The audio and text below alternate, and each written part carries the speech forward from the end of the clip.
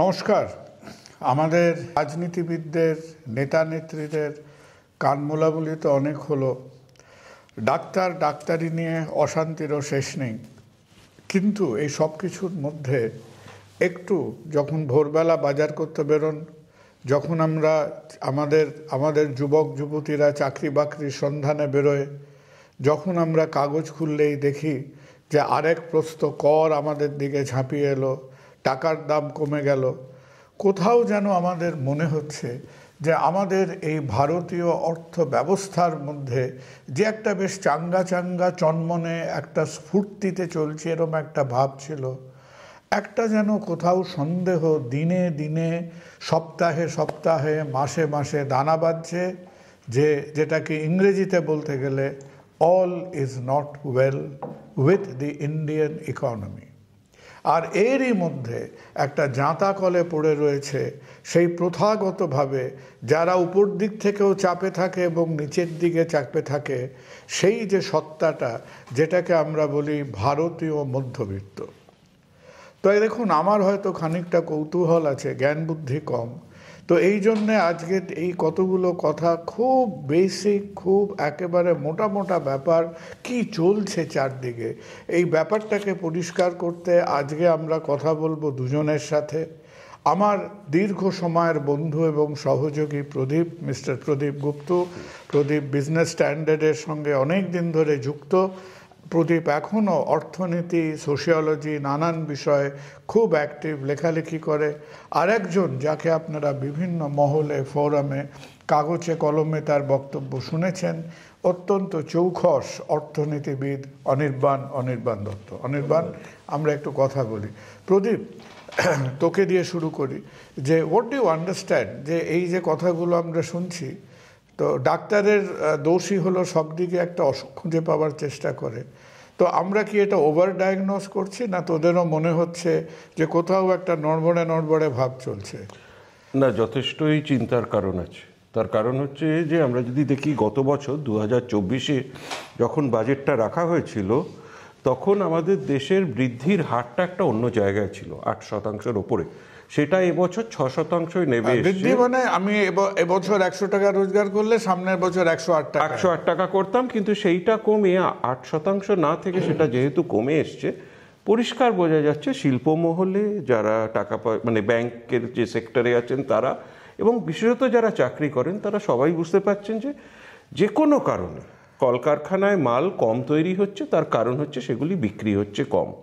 2 নম্বর হচ্ছে আমাদের রপ্তানিও বেশ যথেষ্টভাবে প্রেসারে আছে।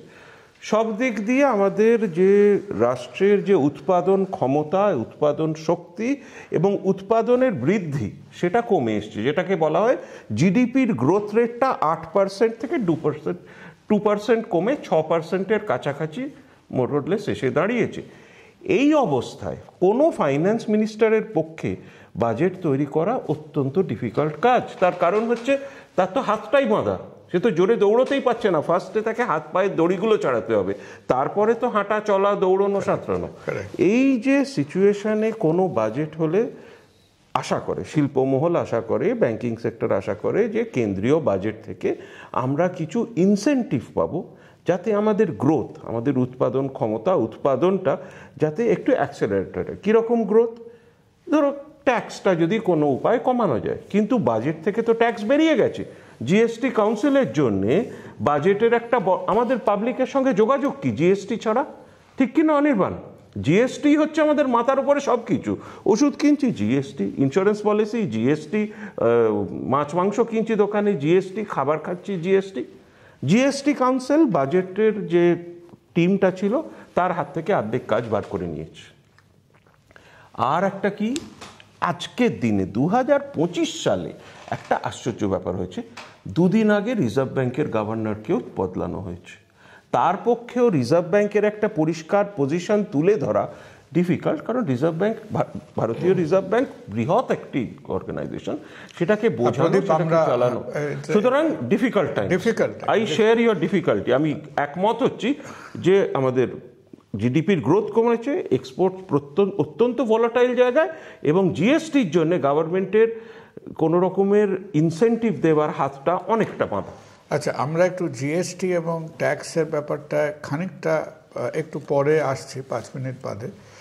প্রথম অনির্বাণ, তোমার দিকে প্রদীপ একটা খুব ইম্পর্ট্যান্ট কথা বলেছে, যে তুমি সেটার সঙ্গে সহমত বা তোমার ইনসাইটগুলো চাইছি, যে ভারতীয় অর্থনীতি, এই যে আমরা চতুর্থ বৃহৎ কি আজকে প্রায় $3.5 ট্রিলিয়ন ইত্যাদি ইত্যাদি, আমরা মোটামুটি একটা জায়গায় ছিলাম।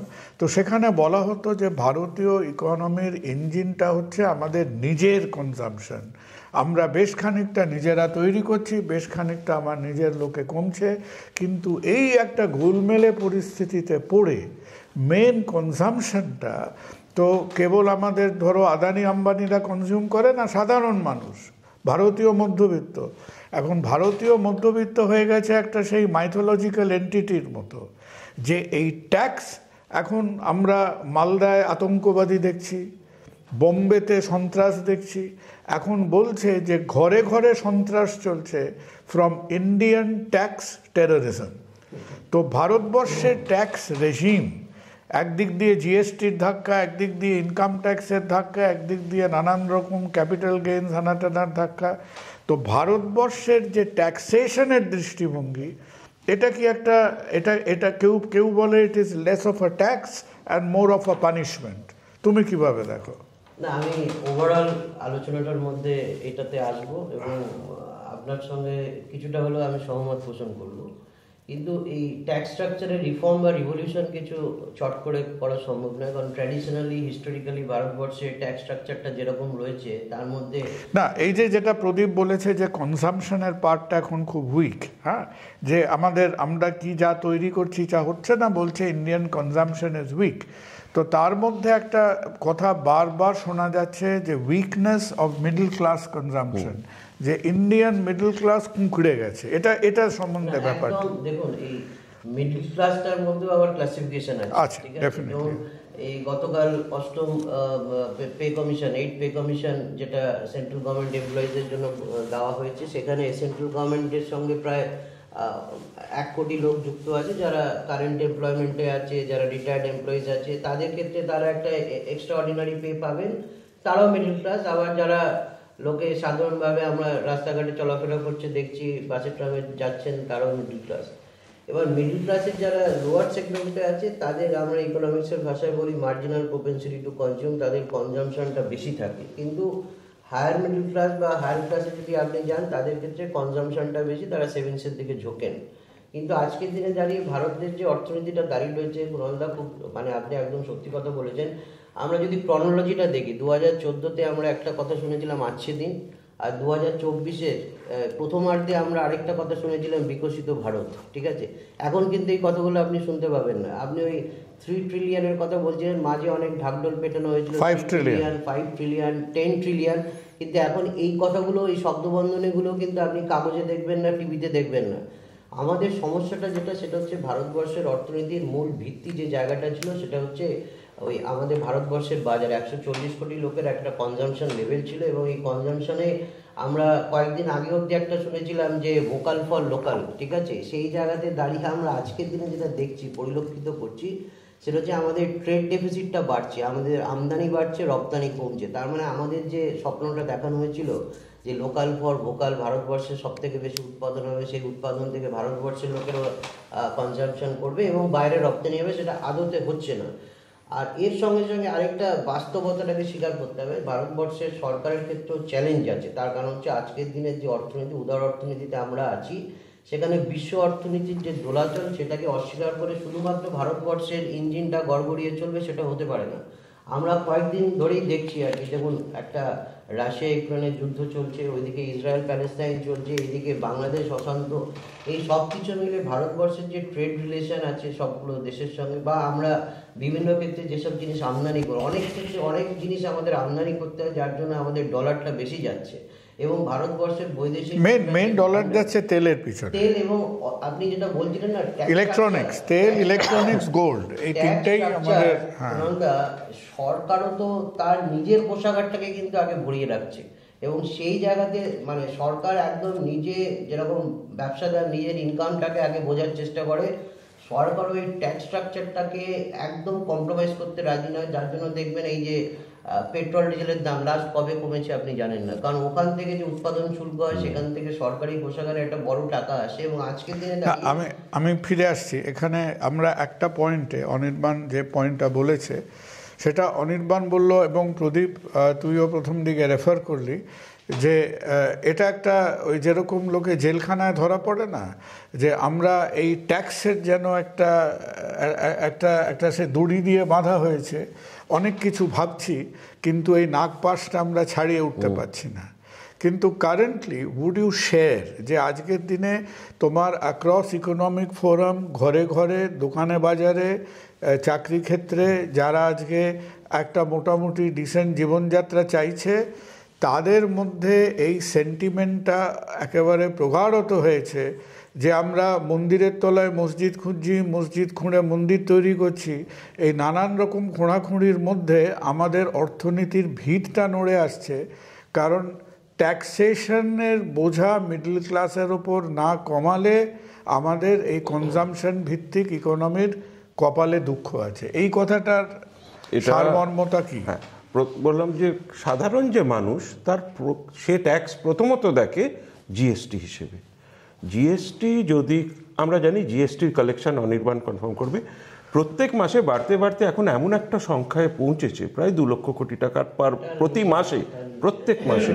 তার মানে এমন তো নয় যে মধ্যবিত্ত ট্যাক্স দিচ্ছে না, মধ্যবিত্ত ট্যাক্স দিচ্ছে সবাই, এবং সবকিছুতে ট্যাক্স, জলের বোতলে ট্যাক্স, চায়ে ট্যাক্স, চিনিতে ট্যাক্স, গরম জলে ট্যাক্স, মানে বুঝলাম ডাইরেক্ট ট্যাক্স, কিন্তু আমরা সারা দিনে, সারা মাসে, সারা বছর জুড়ে যত টাকা ট্যাক্স দিই তার বেশিটাই কিন্তু ইনডাইরেক্ট ট্যাক্স, জিএসটি। যারা এই পর্যায়ে চোখ রেখেছেন, যারা আমাদের ফলত এটা এই প্রত্যেকটা মানুষ কিন্তু সারা দিন ধরে যাই কিনছেন তার উপরে সরকার ট্যাক্স দিচ্ছে, এবং সেই ট্যাক্সের পরিমাণটা বিশাল। কিন্তু কনজামশন, ইংরেজিতে একটা কথা আছে না, কিলিং দ্য গুজ দ্যাট লেজ দ্য গোল্ডেন এগ, সোনার ডিম যে মুরগিটা পারছে, প্রথমে তাকে এমনভাবে ট্যাক্সটা শুধু বাড়ানো হচ্ছে নয়, সেটাকে আরো ছড়ানো হচ্ছে অনেক কাজ, যেগুলি যেরকম জিএসটিকে বলা হয়েছিল গুড অ্যান্ড সিম্পল ট্যাক্স, এখন তো কি 7-8টা লেয়ার হয়ে গেছে। 7-8টা লেয়ার নয়, 7-8টা নোটিশ হয়ে গেছে, সেটাও তো বলতে হবে। সেটাতে আমি পরে আসছি, অনির্বাণ হয়তো একমত হবে। হ্যাঁ, বাজেটের কথা যে আপনি রেফার করছিলেন না, বাজেটে আগে টিভির দিকে তাকিয়ে থাকতো সারা ট্যাক্সের জন্য, যে কোন জিনিসের দাম কমবে আর কতটা ট্যাক্সের, সবাই ভাবতো এই ইনকাম ট্যাক্স কমবে। কিন্তু আজকের দিনে আর বাজেটে সেই রেলিভেন্সটা নেই, কারণ ওই জিএসটি আলাদা হয়ে গেছে, এবং জিএসটি সারা বছর ধরে জিএসটি কাউন্সিল বারবারই কিন্তু এই ট্যাক্স স্ট্রাকচারটাকে রিভাইজ করতে থাকে, এবং তাতে সাধারণ মানুষের যে প্রত্যেক দিনের যে নিত্যনৈমিত্তিক যন্ত্রণা, সেই যন্ত্রণাটা কমানোর কোনো প্রচেষ্টা আমরা দেখি না, বরঞ্চ বাড়ছে। এবং দেখুন একটা একদম ছোট্ট জিনিস, আপনি যেহেতু চিকিৎসক মহলে সমাদৃত নাম, এই বিমার উপর জিএসটি কমানোর একটা যে কথা হচ্ছিল, সেটাকে দেখুন কিভাবে ডিফার করা হচ্ছে। একটা জিএসটি কাউন্সিলের মিটিং হলো, সেখানেও কিন্তু কোনো একটা মানে সাধারণ, এটা তো প্রত্যেকটা মানুষ, প্রবীণ নাগরিক, তাদের একটা লেজিটিমেট ক্লেম যে আমি সারা বছর, এখন তো বলছে সারা জীবন ধরে ট্যাক্স দিয়েছে, এখন তো বলছে দেশের রোজগার বাড়াতে গেলে প্রচুর প্রচুর পপকর্ন খেতে হবে সবাইকে, যাতে ভালো করে ট্যাক্সটা জিএসটি করে দিতে। পপকর্নটা আপনি কি পপকর্ন খাবেন? মিষ্টি পপকর্ন, ট্যাক্সের মিষ্টি পপকর্ন খেলে দেশের উপকার হবে, তার থেকে ডায়াবেটিস বেশি হবে, তার থেকে হার্টের অসুখ বাড়লেও বাড়তে পারে, কার্ডিয়াক সার্জনও মার্কেট বাড়বে। কিন্তু আমি যেটা বলছি যে মানে সব দিক দিয়ে দেখি, শেয়ার বাজারে লং টার্ম ক্যাপিটাল গেইনস 12.5%-এ দাঁড়িয়ে রয়েছে, কর্পোরেট ট্যাক্স 15% কনসেশনাল রেট। এবারে সরকার বলছে আমি জিএসটি কালেক্ট করেও খুশি নই, আমি লং টার্ম ক্যাপিটাল গেইনসটাও বাড়াবার দিকে দেখছি, আমি কর্পোরেট কনসেশনাল রেট ট্যাক্সটাও আমি বাড়াবার দিকে দেখছি। এগুলির জন্য না ভারতীয় শিল্পমহল এবং যে ব্যাংকগুলি তাদের পিছনে আছে, তারা কিন্তু অত্যন্ত নার্ভাস হয়ে রয়েছে। আর সাধারণ মানুষ, যেটা বললাম, মাসে 2 লক্ষ কোটি টাকা পলিটিক্যালি একটা জিনিস দেখবে, এখন ওই কলকাতার এক প্রান্তে এখন একটা বিতর্কিত হেলথ ক্যাম্প চলছে, যেই হেলথ ক্যাম্প করতে করতে 2-1টা পলিটিশিয়ান শহীদ হয়ে গেছে আর কি। তো তাখানে মাঝে মধ্যে ওই বাচ্চাদের ককলিয়ার ইমপ্লান্ট দিচ্ছে যাতে কানে ভালো শুনতে পায়। তা আমার মনে হয় এই ককলিয়ার ইমপ্লান্ট যদি পলিসি মেকারদের দেওয়া যেত। আমি একটা এক্সাম্পল দিচ্ছি, তুমি যখন আজকে হেলথ ইন্স্যুরেন্সের কথা বললে, ভারতবর্ষের টপ 30%-এর হেলথ ইন্স্যুরেন্স আছে, ভারতবর্ষের নিম্ন আয়ের 30%-এর তারা আমাদের এই আয়ুষ্মান স্বাস্থ্যসাথী এটা মিলিয়ে তারা একটা এবড়ো খেবড়ো হলেও তারা কিছুটা কাভারেজ পায়। কিন্তু আমরা পৃথিবীর বুকে একমাত্র দেশ যার মিডল ক্লাস 30%-এর উপরে তারা রোজগার করছে, পরিশ্রম করছে, তাদের মধ্যে টিচার রয়েছে, ফর্মাল নন ফর্মাল সেক্টরের লোকেরা রয়েছে। এই যে মিডল 30% কমপ্লিটলি আনকাভার্ড। এই যে আমরা লোকে, তুমি একদিক দিয়ে যারা প্রবীণ লোকেরা তারা হেলথ ইন্স্যুরেন্স করতে গিয়ে ঠক্কর খাচ্ছে, আর ওদিকে যারা কিনা আমাদের ইকোনমি চালাবে, যারা ভারতবর্ষের জিএসটিকে চালাবে, যারা মাসে মাসে এই 2 লক্ষ কোটি টাকা জিএসটি দিচ্ছে, তাদের অসুস্থতা হলে তাদের সেই 30%-কে আমরা কাভারেজ দিচ্ছি না। তো আমাদের এই যে একটা দৃষ্টিভঙ্গি চলছে, এখন আমরা যদি এখান থেকে তুমি চিন্তা করো যে how do you see the situation, যে এটা কি একটা রিসেন্ট চেঞ্জ হচ্ছে, না লোককে নিংড়ে ট্যাক্স বার করো এটাই হচ্ছে দ্য গ্রেট ইন্ডিয়ান হ্যাবিট, মানে কি চলছে ব্যাপারটা? আমি দেখুন, একটা সরকারের তো একটা আয় ব্যয়ের সামঞ্জস্য করতে হবে, সরকারের অনেক রকম খরচা আছে, আমরা এখানে বসে বলবো, কিন্তু সরকারের সেই যে এস্টিমেশনটার একটা মানে এই যে সরকারকে নানান রকম ভাতা স্কিম এইসব দিয়ে ভোটে জিততে হবে, এই যে একটা বেনিফিশিয়ারি লেড পলিটিক্স, ডেমোক্রেসির দিকে আমরা এগোচ্ছি, আজকে এর দক্ষিণাটাকে মিডল ক্লাসকে দিতে হচ্ছে। অর্থনীতি রাজনীতি সম্পৃক্ত, কোনাল্লা রাজনীতির লোকেরা মানে অর্থনীতিকে প্রভাবিত করে রাজনীতির সুবিধার জন্য, এটা তো আমরা দেখেছি। কিন্তু আমি বলছি আজকের দিনে আমরা যেখানে দাঁড়িয়ে রয়েছি খুব একদম বেসিক জায়গা, যেটা হচ্ছে ডিমান্ড স্টিমুলেট করতে হবে, এবং সেই ডিমান্ড স্টিমুলেট করা মানে হচ্ছে সাধারণ মধ্যবিত্তের হাতে টাকা একটুখানি বেশি দেওয়া। ধরুন আমি একদম সিম্পল বলছি, যদি এই আর 15 দিন পরে 14 দিন পরে ট্যাক্সের যদি কোনো একটা আমরা দেখি যে একটা মার্জিনালি আপনি রিলিফ দিলেন, প্রত্যেকটা লোকের যদি ধরুন 2000 টাকা করে প্রত্যেক মাসে ট্যাক্স কম দিতে হয়, মানে 24,000 টাকার যদি তার ট্যাক্স সেভিংস হয়, আমি বলছিলাম মার্জিনাল প্রোপেন্সিটি টু কনজিউম, লোকটা কিন্তু ওই 24,000 টাকা বাড়িতে ব্যাংকে রাখবেন না, সেই টাকাটা দিয়ে হয়তো একটা ওয়াশিং মেশিন কিনতে পারেন, বা একটা মোটরসাইকেল কিনতে পারেন, বা টিভি কিনতে পারেন, বা যা ইলেকট্রনিক গুডস কিনতে পারেন। বহু বছর পরে ভারতবর্ষে 2 হুইলারের সেল কমছে প্রত্যেকটা জিনিসের। তো এইখানে যখনই সে একটা কোয়ার্টার অন কোয়ার্টার যাবে, 2 হুইলারের সেল কিন্তু সেই সেগমেন্টটার প্রোডাকশন বাড়বে, কনজাম্পশন বাড়লে সেখানে প্রোডাকশন বাড়বে, প্রোডাকশন বাড়লে হয়তো 2 লোকের চাকরি হতে পারে, এইভাবে অর্থনীতির চাকাটা ঘুরবে। ওই যে আমরা বলছিলাম না চুইয়ে পড়া অর্থনীতি, শুধুমাত্র কেন্দ্রীয় সরকারি কর্মচারীদের ডিএ বাড়িয়ে দিলাম, সেই টাকাটা নিয়ে সে কতটা টাকা ডিএর টাকা ব্যাংকে রাখবে আর কত টাকা খরচা করবে, সেই দিয়ে এটা কিন্তু সুদূর প্রসারী, অনেকটা সময় লাগবে। ওই চুইয়ে পড়া যেটা বলছি, ট্রিকল ডাউন ইকোনমি, সেটা কিন্তু পুরোপুরি মানে তার ইম্প্যাক্টটা হতে অনেকটা সময় লাগে। কিন্তু বাজেটে যদি আপনি চট করে একটা ট্যাক্স রিলিফ দিয়ে দেন, প্রত্যেকটা মানুষ কিন্তু ক্যালকুলেশন করে নেবে যে আমার তার মানে 24,000 টাকা বছরে সেভিং হচ্ছে, আমি সঙ্গে সঙ্গে একটা কিছু প্ল্যানিং করে নিই। প্ল্যানিং মানে খরচা, এবং খরচা করা মানেই কিন্তু প্রোডাকশনটা বাড়বে, এবং প্রোডাকশন বাড়লে এমপ্লয়মেন্ট বাড়বে। আপনি দেখবেন আমাদের যে লাস্ট কয়েক মাস, আমি প্রদীপের কাছে যাওয়ার আগে তোমার একটা পয়েন্ট আমি একটু টাচ করে যাই, আমরা হয়তো পরে আরেকটু ডিসকাস করব। এই যে আমরা যেটা প্রদীপ প্রথমে শুরু করেছিল, যে আমরা ওই মার্জিনালি মোর দ্যান 8% থেকে 6.3 6 কিন্তু এদিকে তো আমরা দেখতে পাচ্ছি যে মুদ্রাস্ফীতি বা inflation is standing at around 5.5%। তো আমার মতো মোটা বুদ্ধিতে অঙ্ক যারা করে, যে আমি যদি 6.5 থেকে 5.5 বাদ দিই, তাহলে নেট গ্রোথ রেট তো 1% এসে দাঁড়ায়। এটা সাধারণ মানুষ যে নেট গ্রোথ রেট তো 6% নয়, net actual growth rate is static, there is no growth. কারণ আমার 6% বাড়াচ্ছি আর মুদ্রাস্ফীতি একই জিনিসের দাম বেড়ে আমার সেটা খেয়ে নিচ্ছে, তো নেট গ্রোথ তো 1%। প্রকৃত ইনকাম বা রিয়েল ইনকাম আমরা যেটা বলি, তো তোমাদের কি এটা চিন্তা করাচ্ছে? একদমই তাই। এবং আপনি একটা জিনিস দেখুন যে আজকের দিনে দাঁড়িয়ে যে আমরা মুদ্রাস্ফীতিটাকে কন্ট্রোল করছি, এবং বাই স্ট্যাটিস্টিক্সে আমরা কখনো ওই কনজিউমার প্রাইস ইনফ্লেক্স বা ইন্ডেক্স বা ওই হোলসেল প্রাইস ইন্ডেক্সে দেখছি মার্জিনালি বাড়ছে কমছে। এটা দিয়ে কিন্তু সাধারণ মানুষ যারা দেখছেন আজকের অনুষ্ঠানটা, তারা সকালবেলা বাজার করে এসছেন, বাজারে কিন্তু আমরা তার এফেক্টটা পাচ্ছি না, সেখানে দেখছি। এবং মানুষ একটা সময় আমাদের দেশের প্রধানমন্ত্রী বলেছিলেন যে আত্মনির্ভর ভারত, হ্যাঁ, ভারতবর্ষের মানুষ আত্মনির্ভর হয়েছে কিনা জানি না, কিন্তু ভারতবর্ষের মানুষ সহনশীল মানুষ, কিন্তু তার মতো করে ওই আগে যিনি 1 কেজি কিনছিলেন তিনি এখন 800 গ্রাম কিনছেন। আপনি দেখবেন প্রত্যেকটা যদি এফএমসিজি কোম্পানির ভিতরের অন্দরমহলের খবর রাখেন, তাদের কিন্তু অ্যাবসলিউট টার্মসে প্রোডাকশন বাড়ছে না, তারা প্যাকেটে হয়তো তারা ছোট করছে, কারণ কাস্টমারও চাইছেন যে আমি 10 টাকার বিস্কুট কিনবো। 10 টাকায় আগে যদি 10টা বিস্কুট পেতাম আমি, এখন হয়তো 8টা পাচ্ছি, কিন্তু আমার কস্টিংটাকে আমি 10 টাকাতে রেখেছি। না, এখন শোনা যাচ্ছে যে এখন তো একটা বিস্কুট আলাদা আলাদা বিক্রি হচ্ছে, আর এই বাজেটটা হয়ে গেলে বলছে বিস্কুট ভেঙে ভেঙে বিক্রি হবে আর কি, যে অর্ধেক আসলে হয়ে গেছে কি, বাজেটের থেকে আমরা তাহলে কি আশা করছি? দুটো জিনিস একমাত্র, এক হচ্ছে আমার ইনকাম ট্যাক্সটা। না, আমি প্রদীপ আমি তোকে আমরা ওটা দিয়ে শেষ করব। একটা পয়েন্ট অফ ভিউ নিচ্ছি যে আমরা কি আজকে এই একটা ট্যাক্সেশন কুশন, হ্যাঁ, ওই জমিদার খাজনার ওপরে খাজনা পেয়ে পেয়ে তার আর চিন্তা নেই, সে 150-3-4 গোষ্ঠী ধরে সে খাজনার রোজগারের ওপর থাকতে থাকতে তার অভ্যাসই খারাপ হয়ে গেছে, তার আর কোনো চিন্তা নেই।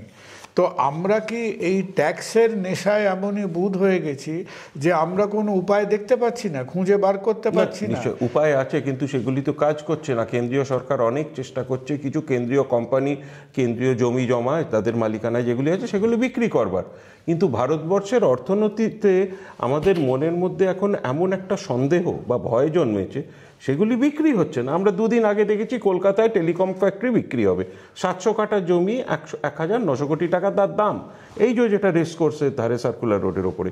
কিন্তু এর আগে আরও 2টো টেলিকম ডিপার্টমেন্টের জমি 1.5 বছর পড়ে আছে, কোনো বিডি জমা পড়েনি। সুতরাং কেন্দ্রীয় তার টাকাটা পায় 2টো জায়গা, একটা হচ্ছে আমাদের কাছ থেকে ট্যাক্সে, আরেকটা পায় কেন্দ্রের যে মনোপলি আছে, জমি জমা আছে, সেগুলোকে মনিটাইজ করা বা বিক্রি করে, কিন্তু সেগুলোতেও তো হচ্ছে। আর আমাদের এই যে দেশের যারা পলিসি মেকার, আমাদের দেশটা যদি একটা গাড়ি হয়, তার স্টিয়ারিং হুইল, অ্যাক্সিলারেটর, ব্রেক যাদের হাতে আছে, এরা কি they are too much focused on politics rather than policy? তার কি একটা অভাব? গাড়ি যদি হয় তার ব্যাপার হচ্ছে যে ট্যাঙ্কে তেল প্রায় শেষ, কিন্তু আমি তেলটা কিনছি না, আরও 1 কিলোমিটার চলে যাবে এই আশায়। 2 নম্বর হচ্ছে পলিসি শেষ নয়, গভর্নমেন্ট দেখছে যে আমার এত টাকা, প্রত্যেক সরকারের, মোদী সরকারেরও আছে যে একটা আশা আছে যে আমার প্রতি বছর এত টাকার রেভিনিউ উঠবে। সেই রেভিনিউটা বিভিন্ন জায়গা থেকে আসে, প্রাইভেটাইজেশন থেকে রেভিনিউ 0 আসছে। অন্য দিক থেকে এখন কি মধ্যবিত্ত জিএসটি একমাত্র ট্যাক্স যেটাতে আমি ফাঁকি দিতে পারবো না। জিএসটি ফ্রড ধরা অনেকটা সহজ, জিএসটির সম্বন্ধে প্র্যাকটিশনাররা, জিএসটি হচ্ছে মেন সোর্স অফ রেভিনিউ, মাসে 2 লক্ষ কোটি টাকা।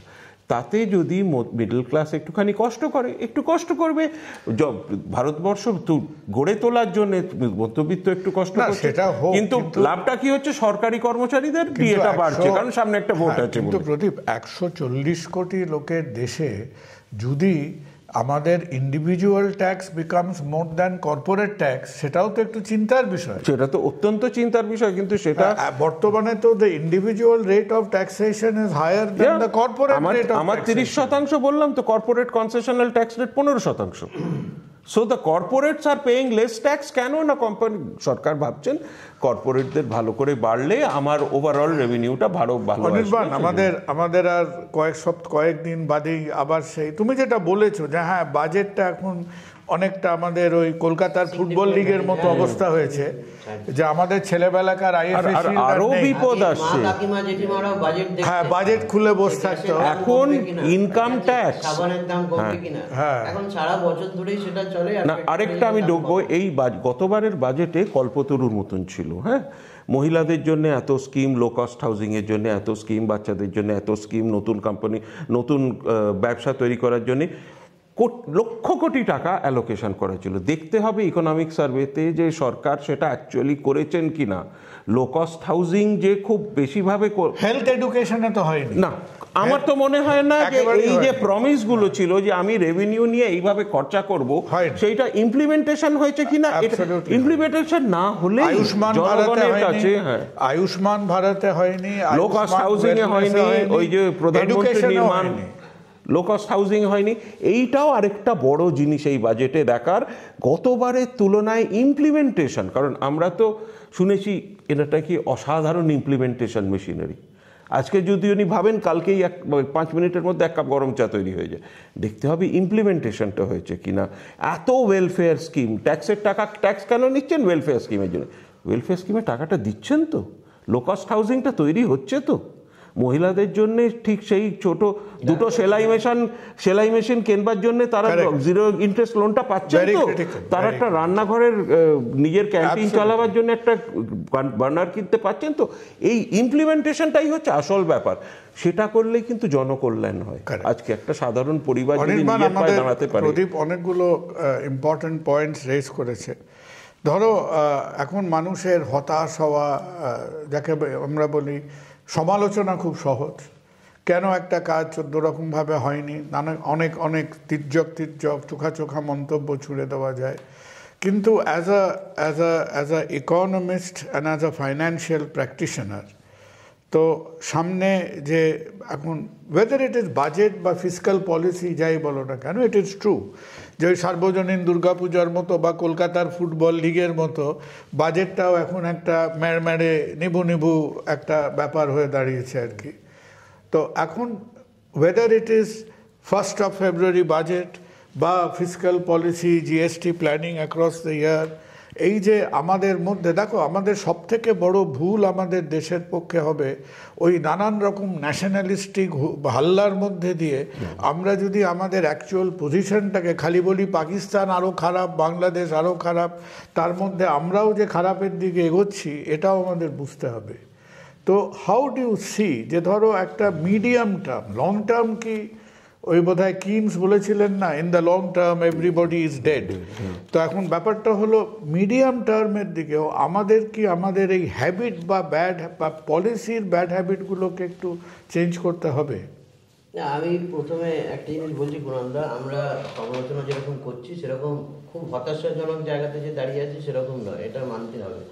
কিন্তু একটা জিনিস হচ্ছে যে আজকের দিনে দাঁড়িয়ে এই যে বাজেটে আমরা দেখি, এটা বাজেট ইজ নাথিং বাট একটা অ্যালোকেশনের কি হবে তার প্রজেকশন থাকে, তার মধ্যে কিছু যেটা প্রদীপদা বলছিলেন কিছু না, একটা তো পলিসির ব্যাপার, পলিসি থাকে। সেই পলিসিগুলো কি হচ্ছে, সেই পলিসিগুলো কিন্তু সাধারণ মানুষের কাছে খুব ক্লিয়ার নয়। দেখবেন আজকে অর্থ সচিব বা অর্থমন্ত্রী কোনো প্রেস কনফারেন্স নেই, আজকে যে ডলারের পার্সপেক্টিভে ভারতবর্ষের টাকার পতন হচ্ছে, সেটা কি ডলার স্ট্রং হচ্ছে না আমাদের টাকা উইক হচ্ছে বা কতটা কার মানে কন্ট্রিবিউশন বেশি, এইগুলো নিয়ে আপনি কাগজে দেখবেন বিভিন্ন ইকোনমিস্টরা বলছেন, কিন্তু সরকারের তরফ থেকে কোনো রকম ঘোষণা বা সেটাকে কিভাবে রেকটিফাই করা যায়, ডিউ কোর্সে কি আসলে পলিটিশিয়ানরা এত চেঁচায় যে কোনো ক্রিটিক্যাল ইস্যু ধামাচাপা পড়াটা খুব সহজ আর কি। একদমই তাই। এবং এর সঙ্গে we should about everything that is relatively unimportant, তাই না? দেখুন বাড়িতে একটা শিল্পমহল বসে থাকে যে সরকারের কি মানে একটা এই যে 1.5 ঘন্টা 2 ঘন্টার বাজেট স্পিচ থেকে একটা পারসেপশন ক্রিয়েট হয় যে সরকার কি চাইছে।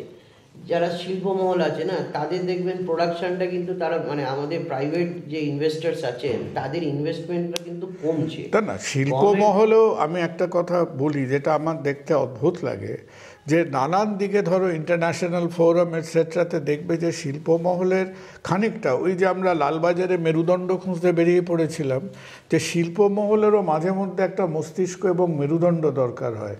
আমাদের শিল্পমহল doesn't press enough for policy reforms. মানে তারা ওই ফিতে কাটতে, ফুল ছড়াতে, গায়ে গন্ধ আতর ছড়াতেই তারা মোটামুটি জহুজুর মানে পারিতোষিক থেকে দে আর সো ক্রিটিক্যাল পিপল। তোমরাও শিল্পমহলের সঙ্গে যুক্ত। আজকে হেলথ কিভাবে কাজ করবে, এফএমসিজি কী করে কাজ করবে, সফটওয়্যারের ওই মধ্যে নারায়ণ মূর্তি বলে উঠলেন, মধ্যে মোহনদাস পাই বলে উঠলেন, আর বাকিরা তো ফিতে কাটতেই ব্যস্ত আর কি। তো মোটামুটি সবচেয়ে দুঃখের ব্যাপার যে পরিকাঠামো তৈরি করে যে সংস্থাগুলি, এই সরকারের একটা গুণ হয়েছে পরিকাঠামোতে কিছু টাকা দিয়েছে, কিন্তু তারাও বলছে যে এত জায়গায় আটকে আছে, এতগুলি পরিকাঠামো স্কিম সেখানটাতে করার। এখন যেরকম আমাদের এয়ারপোর্ট যেগুলো বেশিরভাগই হচ্ছে ডিফেন্সের এয়ারপোর্ট আমরা ইউজ করছি সিভিলিয়ান এয়ারপোর্ট হিসেবে, প্রত্যেকটা জায়গায় একটা এয়ারপোর্ট তৈরি করতে হবে, রাস্তাগুলোর উন্নতি করতে হবে, ব্রিজ করতে হবে, ইলেকট্রিক।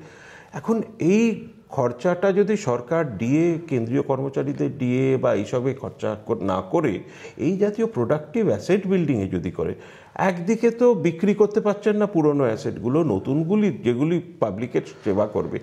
ইনফ্রাস্ট্রাকচার স্পেন্ডিংয়ের ওপরে এই জিনিসটাও আমাদের এই বাজেটে দেখতে হবে যে অ্যাকচুয়ালি কত টাকার চেক ওরা সই করলেন।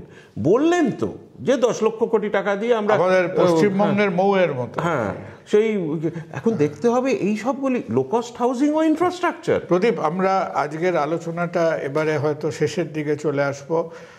ধরা যাক, whether it is through the budget, whether it is through parliament sessions, কোন দিকে আমাদের পলিসি এবং আমাদের whether it is inside the budget, outside the budget, কোন দিকে আমাদের পলিসিটা গেলে মনে হবে যে আমরা একটা মিনিংফুল দিকে, আমরা ঝুট ঝামেলাটা, আমরা সমস্যাটা নিজেরা দেখে রেকগনাইজ করে যদি 2-4টে ধাপ নিতে হয়, হাউ ডু ইউ সি ইট? প্রথমত মধ্যবিত্তের উপরে করের বোঝা কিঞ্চিত কমাতে হবে, না কমালে মধ্যবিত্তর খরচা করার ক্ষমতা এমনভাবে এমন একটা জায়গায় এসে পৌঁছেছে সেটা। 2 নম্বর হচ্ছে পরিকাঠামো বা এই যেগুলি লো কস্ট হাউজিং হোক, মেক ইন ইন্ডিয়া হোক, এই সব সংস্থাগুলির জন্য যে বাজেট অ্যালোকেশন ছিল সেই অ্যালোকেশনগুলো যেন যারা সেটার যাদের পাওয়া উচিত তাদের কাছে যেন পৌঁছয়, সেটা নিয়ে বাজেট কি করতে পারে সেইটা একটা। 3 নম্বর হচ্ছে পরিকাঠামোর ব্যাপারে আমাদের যে port, airport, road, electricity supply, railway, এইগুলির ওপরে কি খরচা হয়েছে, অ্যাকচুয়াল কত টাকার চেক লেখা হয়েছে দেখতে হবে। আমাদের বুঝতে হবে 20শে জানুয়ারির পর গ্লোবাল ট্রেডে এমন একটা ভোলাটিলিটি আসতে পারে যে আমাদের কনসেশনাল রাশিয়ান তেল বন্ধ হয়ে গেলে আবার কিন্তু পেট্রোল ডিজেলের দাম, ঠিক কি না? নিশ্চয়ই না, আমি এই জিনিসগুলো মনে রেখে আমাদের। আর একটা কথা, এই যে আমরা সবাই চাই দেশ এগিয়ে চলুক, আমাদের দেশ সারা পৃথিবীতে আরো জনপ্রিয়তা লাভ করুক, কিন্তু এই যে ক্ষণে ক্ষণে আমরা কুম্ভ মেলার ভিজুয়াল দেখি, আজকে টেলিভিশনে হাহাকার একটা উৎসব করছি, ভালো কথা, কিন্তু গত 2 বছর Indian tourism footfalls have actually declined. কারণ লোকে এখন ভারতীয় এয়ারপোর্ট দিয়ে ঢুকতে আর বেরোতে মোটামুটি 3 বার চিন্তা করে যে আমাদের one of our most popular airlines has been voted the worst airline in the world। তো আমাদের সেই কোয়ালিটি কোথায় আসছে ভাবতে হবে। অনির্বাণ, 1 ফেব্রুয়ারিতে এখন সেই বাজেট একটা আইটেম নাম্বার হোক বা নাই হোক, তো ধরো 1 ফেব্রুয়ারি মানে 4-5 দিন আগে তোমার কাছে একটা ফোন এলো যে what will be the first few things, যে অ্যাজ আ সিনসিয়ার ইন্ডিয়ান, যে আমরা কেবল গভর্নমেন্টকে ঝাঁটাপেটা করতে বসিনি এখানে, কিন্তু আমরা দেখছি কিছু কিছু জিনিস, আমরা দেখছি যে জিনিসগুলোকে নিয়ে যে পলিটিক্যাল গলাবাজি করে যে জিনিসগুলোকে লুকিয়ে রাখা যাবে না, সেটা যে পার্টিরই হোক না কেন।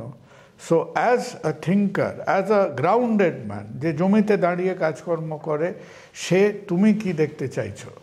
দেখুন, যে কোনো দেশের যে ভিত্তিটা, সেই ভিত্তিটা ডিপেন্ড করে শিক্ষা আর স্বাস্থ্যের উপর, ঠিক আছে?